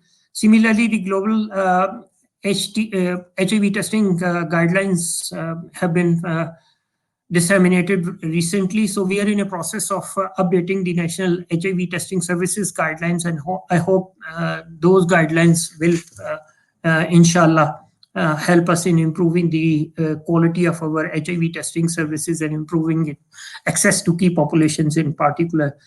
Then WHO started a demonstration project on tracking, engaging, and relinking loss to follow-up. That was a demonstration project I've just mentioned in my previous slides. Then apart from this, we have started with a demonstration project on HIV self-testing with key population in Sindh province. So this is also an initiative in form of a pilot project, and which will be, in fact, a forerunner for a bigger project through the global funding request. Just to conclude, this is my last slide. HIV epidemic in the country is escalating, with number of new infection increasing over time at quite a faster rate, and we have seen it from the previous slides. The HIV response in the country is heavily dependent on donor funding. We are heavily dependent on global fund for not only for HIV but also for TB and malaria. The COVID pandemic, in fact, impacted the HIV response with substantive decline in HIV testing and treatment services. What we need to do is to strengthen the HIV testing and treatment services. It should be a key priority to prevent and treat new infection. Then, of course, whatever the decision, either the programs or the policymakers will be making will be based on the data that is being generated through our various initiatives. So the consolidation of HIV data management system, it should be a priority. I'll stop here, and if there is any question, I'll be happy to respond. Over to you, Amir, please. Thank you so much, Dr. Pasha. Dr. Shahzad, if you have any question for Dr. Pasha, I have one, but I'll ask it after. Yeah, I think Umair, you go ahead, and then I'll. Okay. So Dr. Pasha, the Infection Prevention and Control Foundation, which is organizing today's webinar as well, we are planning to set up a infectious disease clinic in Lahore, and this will be connected with all of the prevention and control programs of all provinces. And in phase 1, we are planning to launch telemedicine facilities for HIV, for hepatitis. I just want to ask you, because I could see in your slides that a huge problem that we are facing of losing these patients to follow up is their cost of traveling. And then Dr. Aisha mentioned that there is a stigma attached to them going to these facilities, and so they are lost to the follow-up. How do these telehealth services, and these telehealth services are now common and trendy, especially due to COVID-19 situation. How do you see these can help the provincial and federal program and the NGOs in making sure that patients are not lost in the follow-up? Okay, thank you very much. I think this is a very important question, and data that like 3,800 was started, and out of those 3,800, we lost about 3,100. So I mean, this is a huge loss, And probably this has happened during the time period when there was lockout of health facility. The PLHIV, they were not getting the access to the treatment centers. But those PLHIV who are on ART, they do exist.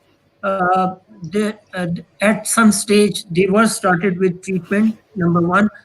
And now, due to some reasons, they are not coming to the treatment, whether it's the closure of the facility or there are other barriers such as stigma, discrimination, attitude of the healthcare providers, or they are not getting the ARVs at the treatment centers due to stock out and other structural factors, the timing. And what we need to do is to have a thorough assessment of the factors associated with this great loss to follow up, analyze the data that is coming through this demonstration project that we are at the moment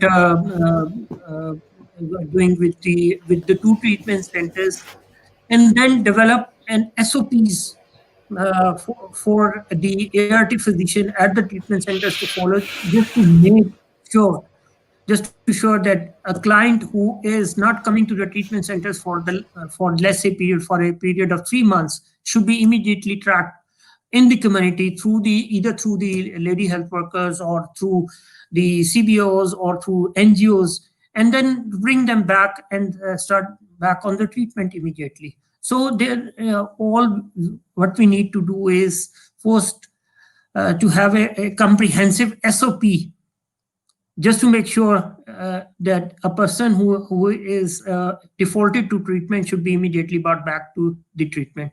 So what do you please? I would like Dr. Asghar to comment on this as well. Dr. Rana Jawad Asghar. The question was that how can telehealth help in keeping track of the patient?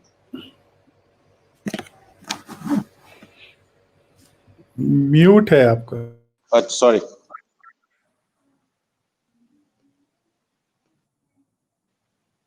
Can you hear me? Yes. Okay. Yeah. Okay. So I think it's not just that telemedicine or virtual meetings. It's actually in the end is that how you verify everything. And telemedicine is helpful, and that's only way at this moment. But the people, the communities in Pakistan who are suffering, they have access issues to telemedicine also for HIV AIDS. So the challenge is how to have this community, because I have gone to the houses of Ratidero, village houses, thinking that there will be any connectivity there for some time. It will be a long time. But what could be done is that if there is an ART center in there, and the doctors from Karachi cannot come, the specialized doctor or from US cannot come, that could be complemented with the telemedicine right there. So it could be a hybrid system, Shazad, especially for you, the hybrid system, which may work in Ratidero, and it may not be an exclusive separate system. Yeah. Okay. Yeah, I think Dr. Jawad is right. The telemedicine, we are working on COVID trainings for intensive care for the last 5-6 months, along with Aga Khan and CPSP and a lot of senior anesthetists. So we have seen that in the peripheral areas, what to talk of the community, even the hospitals have very poor connectivity, and there are issues of internet at times. So instead of using telemedicine for patients, what we have done is we have connected a doctor with a doctor. So this doctor to doctor transfer of knowledge and skill is helping us in COVID, because not many people know how to put people on ventilator and how to actually. And there is a huge issue. Anyone who is going on ventilator, unfortunately, is very few survived. But now the things are improving because senior officials, they from US, from UK, and from many other areas learned how to use and how to keep the person in ICU. So ICU trainings, we were using that model of telemedicine, and it worked. It has worked very well, because I'm telling you, otherwise it was not possible to go. So 3-4 days online, and then one day physical hands-on training at the nearest center where the doctors were. Otherwise, it was very difficult for all of them to come for 1 week, or maybe more than that. So even Aga Khan is doing online, and HSA is doing online. Ji Umair? Okay, I think let's move to the next talk, which is to be given by Dr. Shahzad Ali Khan.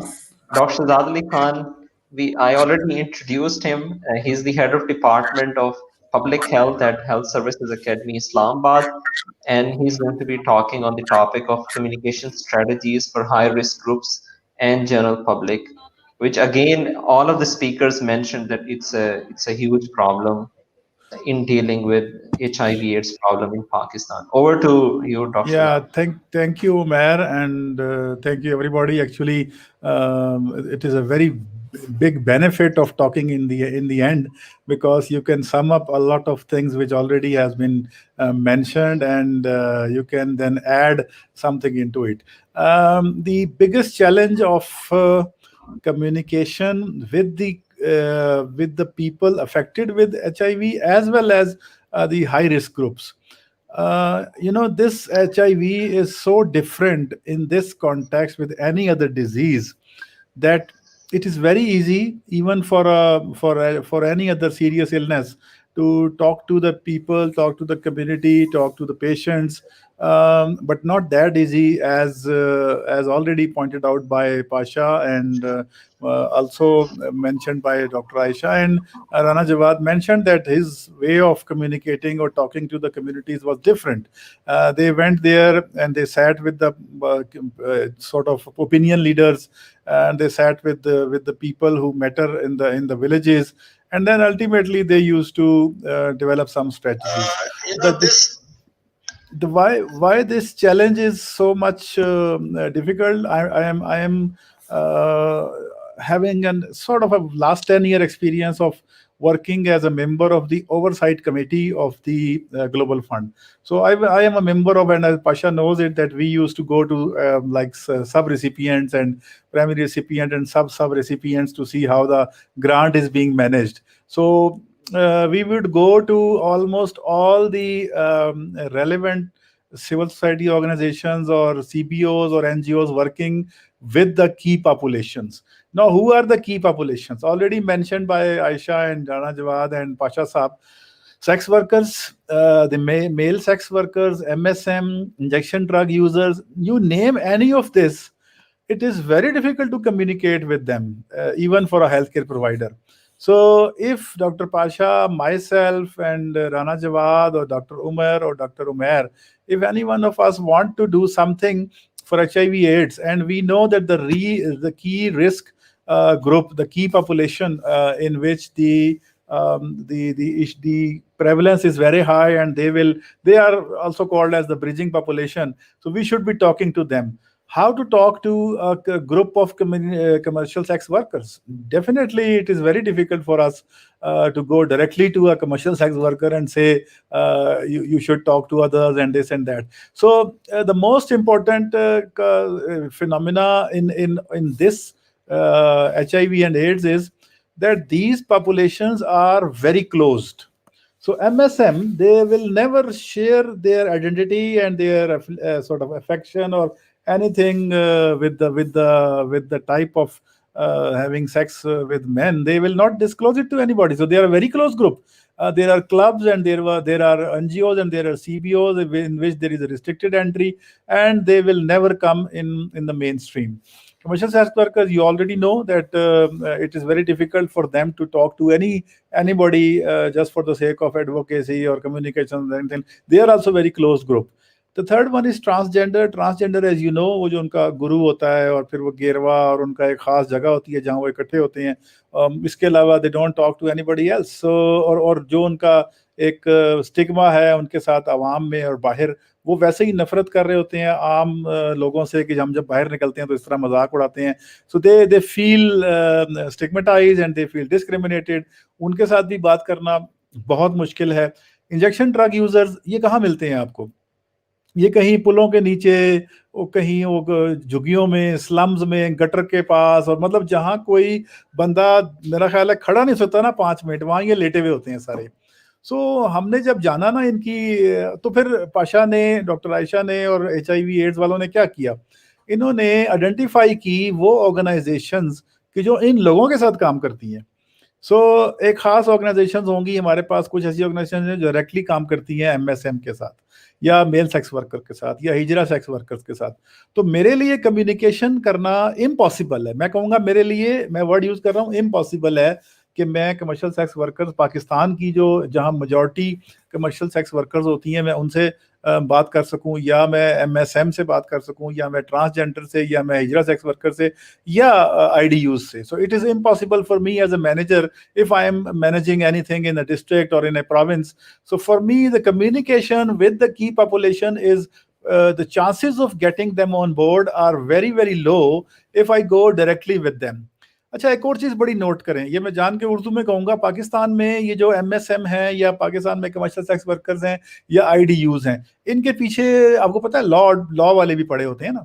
So MSM is death by stoning in Pakistan. اگر کوئی prove ہو جائے کہ یہ homo sexual کر رہا ہے اور وہ پکڑا جائے, تو پاکستان میں تو آپ کو پتہ ہے نا, تعزیرات پاکستان اور اسلامک آرڈیننس, حدود آرڈیننس کے تحت اس کو قتل کر دیا جائے گا, اسٹون ٹو ڈیتھ ہوگا. کمرشل سیکس ورکر میں زنا کا آپ کو پتہ ہے کتنا بڑا ایشو ہے. اسی طرح ٹرانسجینڈرز کا ساتھ جو ڈسکرمنیشن ہے آپ کو پتہ ہے. اور اینڈ میں جو آپ کے IDUs ہیں, ان کے پاس بھی تھوڑی سی بھی افیم نکلے گی تو پولیس والے ان کے ساتھ کیا کرتے ہیں. سو یہ ایک اتنا بڑا ایشو ہے کہ جو ٹرسٹ کا ایشو ہے نا ان پاپولیشنز کے ساتھ. تو میرے خیال میں ڈاکٹر پاشا جب تھوڑی سی پریشان کن, اور ڈاکٹر رانا جواد جب بہت پریشان کن فگرز کی بات کرتے ہیں, تو اس کے پیچھے ایک یہ بھی لاجک ہے کہ ہم ڈینائل جب کرتے ہیں نا, تو ڈینائل کی ایک وجہ یہ بھی ہے کہ ہم تو ایک طرف ہم کہتے ہیں کہ جی یہ واجب القتل ہیں, سٹون ٹو ڈیتھ انہیں کرو, دوسری طرف ایک آرگنائزیشن جو ہے وہ ان کو رجسٹر کر کے ان کے ساتھ کوشش کر رہی ہوتی ہے کہ ان کو رسک فری رکھیں, ان کو کونڈوم پرووائڈ کریں, ان کو کیا کہتے ہیں جیل دیں, ان کو ہم دنیا جہان کی جو ہے نا وہ انویسٹیگیشنز ٹیسٹ کروائیں, سنڈرومک STI مینجمنٹ ہو. سو ایک طرح سے ہم گورنمنٹ سیکٹر میں یہ کام نہیں کر سکتے. Now this is very interesting and Pasha will bear me out کہ تمام کی پاپولیشن پہ سرکار ڈائریکٹلی ایک پیسہ نہیں لگا سکتی. بجٹ میں پاکستان کے آپ یہ نہیں رکھ سکتے کہ ہم MSM کے لیے اتنے کروڑ روپے یا اتنے لاکھ روپے لگانا چاہیں گے, یا کمرشل سیکس ورکرز کے لیے اتنے پیسے لگانا, یا IDU کے لیے اتنے پیسہ لگانا چاہیں گے.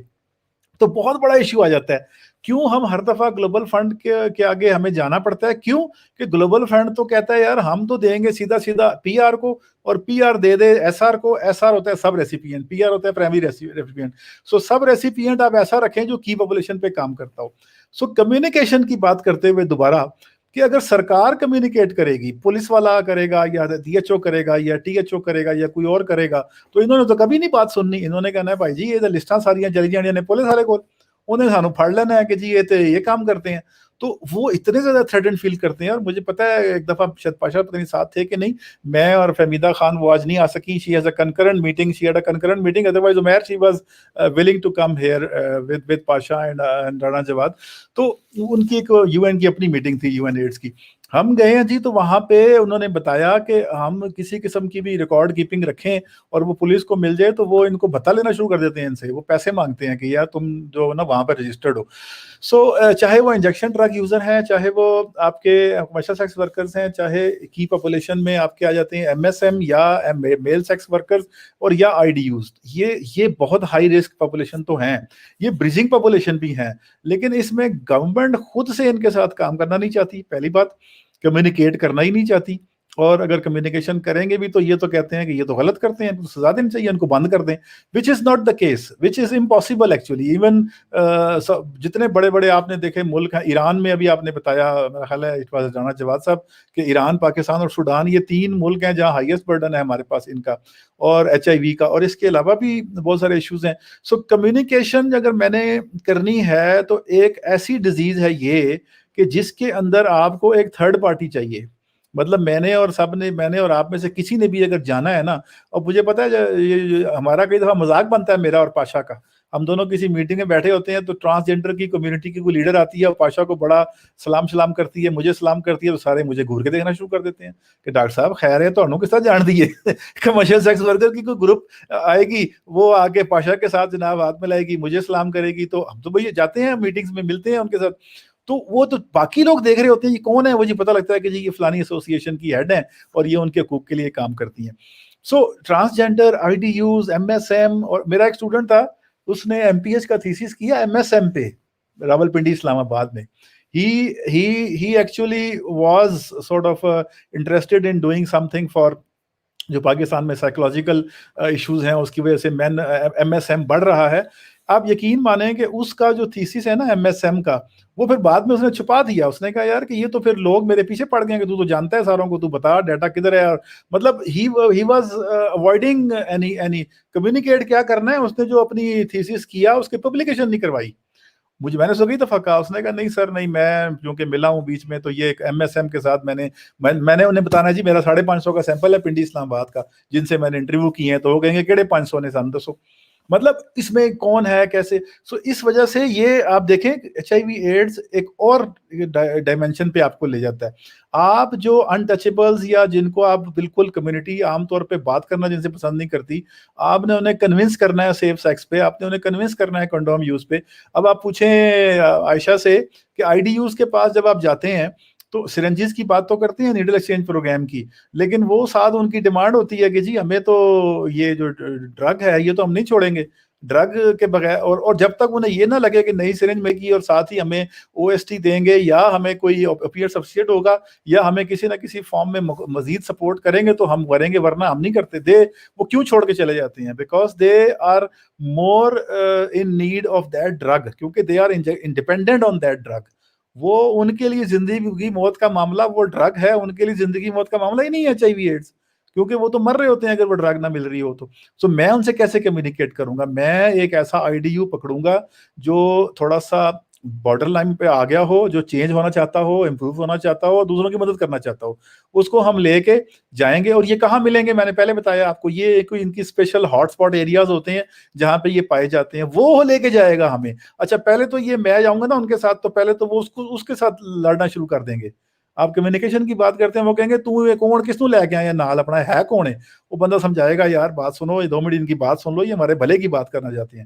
تو then they will start talking about. So یہ جو رسک کی گروپس ہیں ہمارے کی پاپولیشنز ہیں, یہ اتنے زیادہ انسلٹڈ اینڈ ہیوملیٹڈ ہیں سوسائٹی میں کہ وہ جو ایک پتہ نہیں دوستوسکی کا کس کا ایک بک بھی ہے, دا انسلٹڈ اینڈ ہیوملیٹڈ رشین کسی آتھر کی ہے, وہ میں نے بہت پہلے کہیں پڑھی تھی. تو وہ ریونج لیتے ہیں پھر دنیا سے, جن کو بہت زیادہ انسلٹڈ اور ہیوملیٹڈ رکھا جاتا ہے, اور جب ان کے پاس موقع آتا ہے نا انسانیت کے ساتھ کرنے کا دشمنی, تو وہ ایک ایکسٹریم لیول کا پھر بدلہ لیتے ہیں انسانیت سے, کیونکہ وہ کہتے ہیں انہوں نے انسان نہیں مانا تھا. So communication with the key population of HIV and AIDS, I think this is something which always needs an intermediary, which always needs a person of interest جس کو ان کے ساتھ انٹرسٹ ہو. ہمارے علماء میجارٹی کیسز میں ایک دم سے بہتان لگا دیں گے, وہ کبھی بھی بات کرنے کے لیے سارے کے سارے راضی نہیں ہوں گے. ٹھیک ہے, رضا الٹیروں میں کئی خواتین کو تو گھر میں بعد میں قتل کر دیا گیا تھا. یہ شاید پتہ نہیں چلا ہوگا آپ کو کہ کئیوں کی تو پھانسی درخت پہ, مجھے 2 تصویریں کسی نے بھیجی تھی کہ پتہ لگا اس کو کہ اس کو ایچ آئی وی ہے, تو ہسبینڈ نے اس کو لٹکا دیا درخت سے. 2-3 واقعے ایسے بھی ہوئے. they were not believing کہ کسی بھی صورت میں یہ بلڈ سے ہوئی ہے. they were thinking it's a bad character, مطلب یہ اس وجہ سے ہوئی ہے. تو یہ جو ایک ایشو ہے ہمارا, اور وہ جو بریجنگ پاپولیشن ہے اس میں یہ اسی طرح ٹرانسمٹ ہوتی رہے گی. ہم اس کے لیے کوئی وے آؤٹ نہیں ڈھونڈیں گے. ان کی جو کنسنٹریشن ہے پوری ان پاپولیشنز میں, آئی تھنک کچھ میں تو میرا خیال ہے پاشا 25% تک بھی ہے نا ایچ آئی وی, کچھ ان کی کے پیز میں there is 25% of those have HIV. I D use ہیں کہ کون ہے. اچھا اسی طرح کمرشل سیکس ورکرز میں 9 point something ہے, 5-6% ہے, ایم ایس ایم میں بہت ہائی ہے. تو یہ وہ لوگ ہیں, اور interestingly all of them, like already mentioned by Rana Sahab, all of them are continuously in contact and in touch with the normal population. یہ جو blood donors ہیں, یہ جو ری یوز ہے انجیکشن کا, کمرشل سیکس کس کے ساتھ کرتے ہیں؟ ظاہر نارمل بندہ جاتا ہے نا ان کے ساتھ, اور وہ گھر میں لے کے آتا ہے پھر وہاں سے. پھر یہ جو بائی سیکشول ہیں, پھر یہ جو ٹرانسجینڈرس کے ساتھ, اور پھر یہ جو ہمارے پاس MSM بھی ہیں اور کمرشل سیکس ورکر کے پاس بھی جاتے ہیں. سو دا ایشو از کہ ان کے لیے بڑی ہی ٹارگیٹڈ کیمپین ریکوائرڈ ہوتی ہے, اور تھوڑا سا فوبیا اور وہ کہتے ہیں نا لا اینڈ آرڈر سے ہٹ کے ان کے ساتھ ایک ہیومننس کی ضرورت ہوتی ہے کہ وہ کسی طرح ان کے ساتھ کائنڈ ہارٹیڈلی بات کی جائے. اور وہ بہت ساری کچھ آرگنائزیشن ہیں, but I think they are still less than what is required. ان کے اوپر جو ہے وہ ڈنڈا قانون کا اور وہ پولیس والوں کی جو کہنا چاہیے, ہر وقت ان کے اوپر ایک ہراسمنٹ وہ چلی رہتی ہے, کیا وہ ٹرانسجینڈر ہوں یا وہ یہ انجیکشن ڈرگ یوزر ہوں, جو ان کے پاس پیسے ہیں وہ انہوں نے لوٹنے ہیں. مطلب اس میں اتنا کچھ ہے. اور پھر یہیں سے آگے بہت ساری چیزیں نکلتی ہیں. جب یہ فائنینشلی ڈپرائیوڈ ہوتے ہیں تو پھر یہ بہت ساری مائنر کرائم کے اندر بھی یہ سارے انوالوڈ ہوتے ہیں, کیونکہ انہوں نے اپنا کسی نہ کسی طریقے سے پیسے پورے کرنے ہوتے ہیں. اب آپ جس طرح عمر کو پتہ ہوگا, نیو یارک میں اور یہ جو جتنا بھی ڈاؤن ٹاؤن ایریاز ہیں وہاں پہ جہاں بھی یہ لوگ رہتے ہیں, وہاں پہ کرائم ریٹ کیوں زیادہ ہے؟ Because most of them have these issues. So میرے خیال میں اس کا جو بیسٹ حل نکلتا ہے کہ سول سوسائٹی کا رول ہے بہت زیادہ, اور آئی تھنک IPAC کا بہت زیادہ رول ہے. I think Aisha was mentioning کہ آپ نے یہ ویبینار کرا کے نکل جانا ہے, but IPAC is here. So IPAC کا تو جو مقصد تھا یہ والا ویبینار کرانے کا وہ یہی تھا کہ how can IPAC along with WHO, UNAIDS and senior people like Rana Jawad Saab and the AIDS control program, how can we develop something which is more systematic instead of one-off or one run-off one-time activity. How can we develop a system? ٹھیک ہے, آپ نے کہا ہم ایک out late بنانا چاہتے ہیں لاہور میں HIV کی ٹریٹمنٹ کے لیے یا اس طرح کی کوئی اور چیز, but I think that is very small, that will be peanut. Working on prevention and working on key populations, trying to merge in with some of the organizations who are already working in this area, making a network, that would be, I think, more important. Over to you, Umair. I'm available for any discussion. Thank you. Okay. Thank you so much, Dr. Shahzad. I have one question, and this is for all the speakers, Dr. Aisha, Dr. Asghar, Okay. Dr. Pasha, Dr. Shahzad. آپ سب کے لیے ایک question ہے, وہ یہ ہے کہ اگر میں دیکھوں as a student of public health, تو میں یہ دیکھتا ہوں کہ اگر HIV ایڈس کو کمپیئر کروں میں پولیو کے ساتھ, COVID-19 کے ساتھ, فیملی پلاننگ کا ایک ایریا, تو میں اتنی اسٹرانگ ایڈورٹیزمنٹ نہیں دیکھتا through different platforms, through TV, through radio, through billboards, through social media for general public. Because general public کے اندر جو اس کا اسٹگما ہے یا اس کا ٹیبو لیول ہے وہ بہت ہائی ہے, بالکل ٹو دا لیول کہ دے ایون کل دیئر close family members. تو why is that کہ HIV obviously is getting ignored, اس کی کوئی اتنی میسو ایڈورٹیزمنٹ بھی نہیں ہے, پرائم ٹائم کے دوران کوئی گورنمنٹ کی طرف سے ایڈز بھی میں نے نہیں کبھی دیکھی چلتے ہوئے. تو I would like Dr. Pasha, Dr. Aisha and Dr. Asghar, all of you to comment on this. جی پہلے ڈاکٹر پاشا بتا دیں. Why no advertisement, Umair says. میرا خیال ہے اس کا ایک ریزن یہ ہے کہ HIV ابھی بھی بڑا ایک سینسٹیو ٹاپک ہے, میں نے کہا نا وہ اس میں بات کرنے سے جو ہے. اور دوسرا یہ کہ جو فنڈنگ اویلیبلٹی ہے, آئی تھنک یہ بھی ایک بہت بڑا ایشو ہے. میں یہاں پہ ایگزامپل دوں گا. کچھ سالوں پہلے ڈاکٹر شہزاد کو اس کا بڑا اچھا آئیڈیا ہوگا کہ گلوبل فنڈ کی سپورٹ سے ہی نیشنل ایڈز کنٹرول پروگرام نے ایک بڑی ہائی امپیکٹ جو ہے میڈیا کمپین سٹارٹ کی تھی HIV کے اوپر. ابھی بھی جو ایک چھوٹا سا انیشیٹو جو کہ پروبلی نکلا ہے لاڑکانہ کی آؤٹ بریک کے بعد, کہ ministry of national health services جو ہے انہوں نے کام کر رہی ہیں انجیکشن سیفٹی کے اوپر, اور انجیکشن سیفٹی میں ورلڈ بینک نے کافی پیسہ دیا ہے ایک میڈیا کمپین کے لیے, اور اس کے اندر کچھ HIV کے بھی میسیجز جو ہیں وہ جا رہے ہیں. سو میرا خیال ہے یہ 2-3 ریزنس ہیں جس کی وجہ سے جو ہے شاید اس سائٹ کے اوپر اتنا نہیں مگر ورلڈ ایڈ ڈے کے اوپر کافی جو ہے ڈفرینٹ لیول کے اوپر ڈفرینٹ آرگنائزیشنز نے میڈیا کا کافی ٹیپ کیا. پاشا صاحب میڈیا کیمپین کے اوپر تو ایک نیشنل پروگرام مینیجر بھی فائر ہو گئی تھی, یاد ہے آپ کو؟ بالکل صحیح کہہ رہے ہیں. جی جواد صاحب. Dr. Aisha, are you planning? Dr. Aisha, Dr. Aisha, are you planning on? Why no advertising into some on kind of- HIV/AIDS? I think it's pure and simple. وہ need اور demand والی بات ہے. People, it's not on the high on the priority list. I'll be very honest. Of diseases in the country. اور ابھی جا کے realization, but ابھی ہو رہی ہے, and especially with the SAP and Denial Professor بہت ہے. Sultan, because he's a specialist also of these diseases and all that. So I think that's a big advantage, and we should all cash in on that advantage and get things. So things like OST are moving on. The universal health package thing is now going to get implemented. The actual implementation needs to be worked out. I'll be very honest, abhi to, but at least it's a consensus. تو ابھی جو ہے نا this advertisement thing, I think کیا شہزاد صاحب یہ ounce میرے اوپر ڈال رہے ہیں, پتہ چلے جو ایک آئی وہ نہیں, ایک پروگرام مینیجر پہلے فارغ ہوا تھا, اب ایک اور فارغ ہو جائے میڈیا کے وجہ. اصل میں اس میں اتنے سینسٹیو ایشو ہے نا, اور سینسٹیو ایشو ہے, اور جواد نے بالکل کا صحیح کہا تھا, پہلا ورڈ ہی ان کا ڈینائل تھا. ایکچولی ہم مانتے ہی نہیں ہیں کہ ہومو سیکسولیٹی ہے یہاں پہ کمرشل سیکس ورکر بھی ہیں, یہاں پہ ٹرانسجینڈر بھی 2 نمبر مطلب کام کرتے ہیں. ہم تو کہتے ہیں بالکل ایسا کچھ ہے ہی نہیں, حالانکہ ڈاؤن دا روڈ وہیں پیچھے ہی سب کچھ ہو رہا ہوتا ہے. تو ایڈورٹیزمنٹ کس چیز کی کریں گے عمیر, یہ بھی تو ایشو ہے نا. صاحب اس دن 2 ٹرانسجینڈر ملتان سے آ گئے, وہ آ کے انہوں نے کہا ہم نے آپ کا یہ پاشا نے بلائے ہوں گے ڈاکٹر عائشہ, کھچوانی ہے. پاشا نے بلائے ہوں گے. نہیں لیکن Dr. Shahzad, sorry to cut you.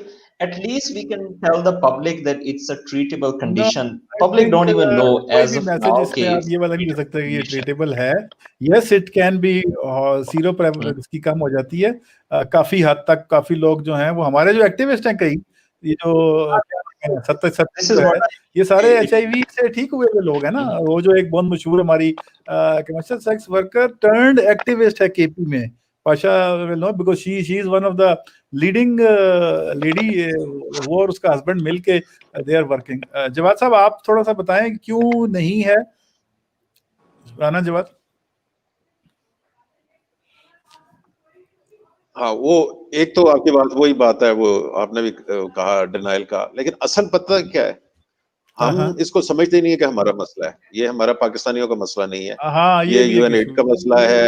اور میں آپ کو بتاؤں کہ جس دن ہم نے یہ سوچ لیا کہ یہ ہمارا مسئلہ ہے, تو ہمیں UNAIDS کی بھی نہیں ضرورت پڑے گی, گلوبل فنڈز کی بھی نہیں ضرورت پڑے گی. اور آپ دیکھیں گے کہ پاکستان کی گورنمنٹ نہ کسی سینسٹیوٹی کی پرواہ کرے گی اور نہ کوئی ہوگی, اور دھڑام سے سامنے آ جائے گا. ایشو یہ ہے کہ ابھی تک ہم نے اس کو لیا ہی نہیں اپنا پرابلم. تو رانا صاحب کیا ایسا مطلب کوئی آسمان کوئی سر گرے گا یا کوئی کووڈ کی طرح کا کوئی مسئلہ ہوگا جس کی وجہ سے کسی کی آنکھیں کھلیں گی کہ بھئی یہ اب ہمارا مسئلہ ہے؟ اب اتنے واقعات ہو گئے, مطلب سندھ میں ہو گئے, پنجاب میں ہو گئے, مطلب اب اور کیا چاہیے؟ ریگولرلی یہ صرف اس کے ساتھ نہیں ہے, یہ صرف HIV کے ساتھ نہیں ہے, باقی بیماریوں کے ساتھ دیکھ لیجیے. اونلی وہ ڈیزیز جس کی پولیٹیکل کاسٹ دینی پڑے. اور میں اگزامپل دیتا ہوں, dengue in 2012 I think 11 or 12, کہ جب پنجاب میں پہلی دفعہ وہ پھیلی, اور اس کے بعد آپ کا کیا خیال ہے کہ گورنمنٹ آف پنجاب نے کسی سے مدد مانگی تھی, WHO سے, ورلڈ بینک سے؟ دنیا کا ورلڈ کلاس ڈینگی کا پروگرام کریٹ کیا گیا اور اس کو چلایا گیا. اس کو ایک پیسہ نہیں کسی سے مانگا. اس کے بعد وہ خیر ختم ہو گیا یا وٹ ایور, لیکن کیونکہ اس کی پولیٹیکل کاسٹ دینی پڑ رہی تھی اس وقت کے چیف منسٹر کو, اینڈ ہی ڈیڈنٹ کیئر. اور میرے خیال سے مکھی کو توپ سے مارا گیا, لیکن مارا گیا.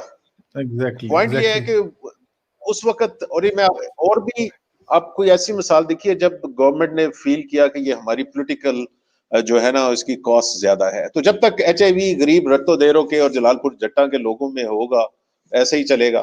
اور جب تک کوئی آپ اس کو سپلج اس کی یہ ڈیفنس ہاسپٹلز کے علاقوں میں نہیں دیکھتے, اس وقت تک انفارچونیٹ ہے, لیکن یہ اس وقت تک میرا خیال ہے کہ ایسا ہی چلے گا. Okay thank you so much doctor Asghar. Doctor Shehzad I think ہم نے اپنے گیسٹ اسپیکرس کا کافی ٹائم لے لیا ہے اور کافی اچھی ڈسکشن ہو گئی ہے. I think we need to wrap this webinar now. I'd like to thank Dr. Safdar Kamal Pasha, Dr. Rana Jawad Asghar, Dr. Aisha Majid, Dr. Shahzad Ali Khan, and my co-host, Dr. Umar Farooq. I don't know what time it is in USA, but thank you so much. And thank you so much, all of the guest speakers. Dr. Shahzad, you're mute. We cannot میں نے hear کہا you. اس وقت بھی صبح کے 7 ہی بجے ہوں گے پینسلوینیا میں. ابھی ابھی کتنا 8 ٹائم بجے ہو ابھی گیا اب ہوگا؟ دن شروع 8 کرنا ہے اور بجے میں نے مریض جا کے دن شروع دیکھے. کرنا ہے. تو ابھی برف میں آپ جائیں گے باہر؟ Okay, ہاں okay. ہاں برف کیا کہتی ہے یہاں، برف از مینج. چلیں ٹھیک ہے. اوکے تھینک یو جی، thank you very much. Okay, and as Dr. Aisha mentioned, we hope that we'll have follow-up Yeah. sessions as well. And I'll be communicating with everybody over email as to how our organization can ٹھیک ہے collaborate with all of the stakeholders that were present in ٹھیک ہے. today's meeting. Okay Thank you. Okay. Thank you so much, everyone. Please, Thank you. Umar. Thank you. یا Umair. Yes, Dr. میں Umar. Sorry, Dr. میں Umar, سب yes. کا Sure. دل سے شکریہ ادا کرنا چاہتا ہوں. I think the best part is کہ سب لوگوں نے دل کھول کے بات کی ہے. تو جب تک باتیں دل کھول کے نہ کی جائیں ان کا اثر کم ہوتا ہے اور کسی تک بات بھی نہیں پہنچتی. تو آئی تھنک ایک تو ہمیں یہ آج جو ہے نا مجھے بڑا اچھا لگا کہ سب نے ریگارڈلیس کہ بھائی مطلب سچ بولا ہے، یہ ایک اور بڑے دل سے سچ بولا ہے. آپ سب کا اس کام کے لیے بہت بہت شکریہ، کیونکہ اسٹیٹسٹکس کی فائل تو وہ سلائڈ تو ہم نے سب نے دیکھی ہے. آپ نے بندے ہی وہ بلائے ہیں، آپ نے بندے ہی وہ بلائے ہیں جو بدنام ہے. سلیکشن واز اسی طرح لائک دیٹ. اپنا چینج تبھی آئے گا نا جب So for that, I'll take the credit. انشاءاللہ ہم For that, I'll take the follow credit. اپ میں لے کے آئیں گے. اینڈ آئی تھنک دس از ہم کئی دفعہ ہم سارے پرسانا نان گریشیا بھی ہیں کئی جگہوں پہ.